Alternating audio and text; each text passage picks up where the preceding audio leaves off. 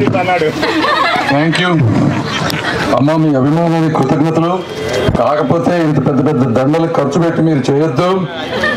ఎందుకంటే అసలే రైతులకి గిట్టుబాటు ధరలు లేవు, ఆదాయం లేదు. అందులో మా కోసం మీరు ఖర్చు పెట్టుకోవద్దు.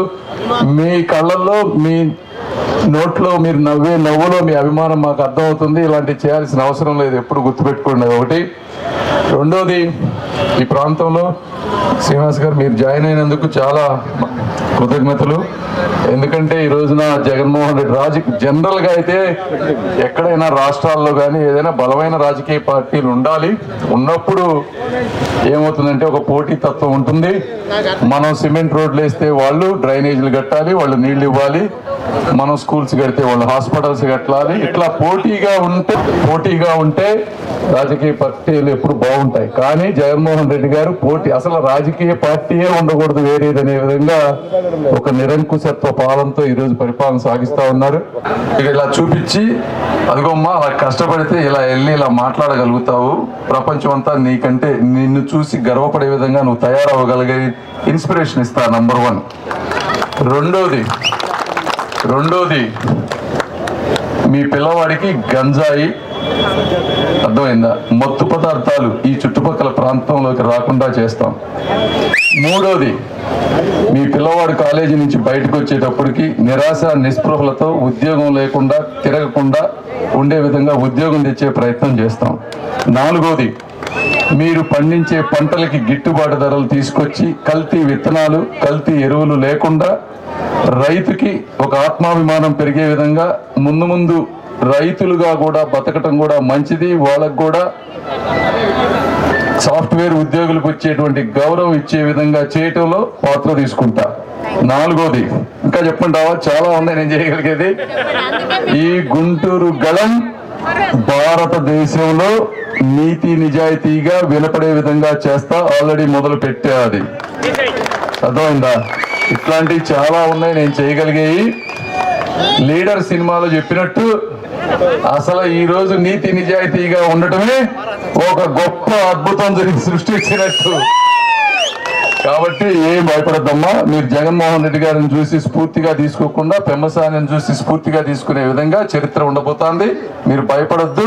ఇంకోటి కూడా చెప్తా ఉన్నా, జగన్మోహన్ రెడ్డి గారు లాంటి వ్యక్తులు 100 మంది వచ్చినా కూడా నీతి నిజాయితీ ఉన్న పెమ్మసాని లాంటి వ్యక్తులు ఉక్కు కవచంలా ఆంధ్రప్రదేశ్ ని కాపాడుతారని గుర్తుపెట్టుకోండి. నిరంకుశత్వ అరాచక పాలనకి ఎదురించి నీతి నిజాయితీ వైపు నిలబడటానికి వచ్చిన మీ అందరికీ కూడా హృదయపూర్వక కృతజ్ఞతలు. ఆఖరిగా మీకు అన్ని తెలిసి ఇప్పుడు జగన్మోహన్ రెడ్డి గారు రాష్ట్రంలో ఉన్న ప్రతి దాన్ని కూడా తాకట్టు పెట్టారు. ఈ రోజున ఆయన 100 రూపాయలు ఒకళ్ళకి దగ్గర నుంచి తీసుకుంటే ఒక 50-60 పంచుతారు, ఒక 20-30 రూపాయలు వాళ్ళ మంది మార్బలం దోచుకునేటువంటి పరిస్థితి. రాష్ట్ర ఆదాయం లేకుండా పంచుతా ఉన్నారు. అలా పంచారు అంటే ఎవరికో వాళ్ళకి దెబ్బ పడిపోద్ది. అంటే మీకు కరెంటు బిల్లులో లేకపోతే చెత్త పన్ను, నిత్యావసర వస్తువుల ధరలు అన్నీ పెరిగిపోతాయి. నేను ఒకటే చెప్పేది ఏంటంటే, 2 చెప్పండి. ఎవరన్నా మిగిలి ఉన్న 4-5 వైసీపీ కార్యకర్తలకు ఒకటే చెప్పండి. ఒకటి, వాళ్ళు వేసే ఓటు మురిగిపోతా ఉంది. ఎందుకంటే అత్యధిక మెజారిటీతో ఇంతకు ముందు లేని హిస్టరీ రేపు అసెంబ్లీ పార్లమెంట్ ఎన్నికల్లో రాబోతున్నాయి. కాబట్టి ఆ ఓటేదో వాళ్ళు వేసినప్పుడు మాకు తెలిసిపోద్ది ఎక్కడ ఏ పార్టీ వాళ్ళు వేశారు ఓటు అనేది.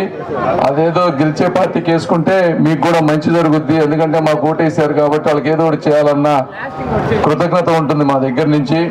రెండోది, పొరపాటున జరగరాంది ఏదన్నా జరిగితే ఉన్న రేట్లన్నీ కూడా డబుల్ అయిపోతాయి. లిక్కర్ తాగే వాళ్ళు ఉంటే 200-400 అయిపోతుంది బాటిల్. కరెంటు బిల్లులు డబుల్ అయిపోతాయి.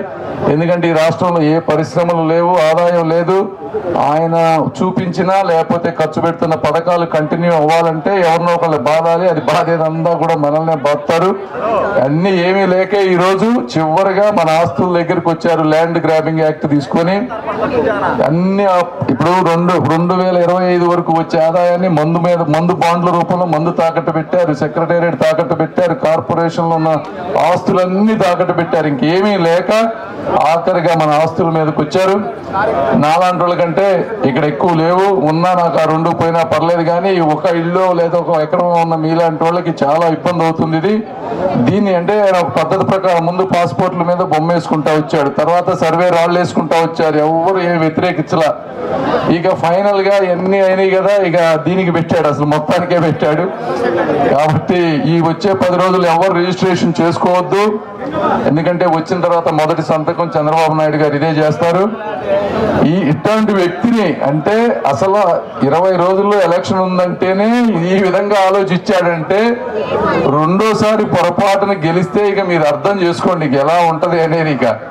కాబట్టి ఇప్పుడే కాదు, సమీప భవిష్యత్తులో జగన్మోహన్ రెడ్డి గారికి రాజకీయ సమాధి మీద మీరందరూ బొమ్మేయాలని నేను కోరుకుంటూ సెలవు తీసుకుంటున్నాను. Thank you. TDP, BJP, Janasena మిత్రపక్షాల కూటమి తరపున గుంటూరు పార్లమెంట్ సీటుకు పోటీ చేస్తున్న పెమ్మసాని చంద్రశేఖర్ గారికే ఓటు వేద్దాం. మన గుంటూరుని గెలిపించుకుందాం.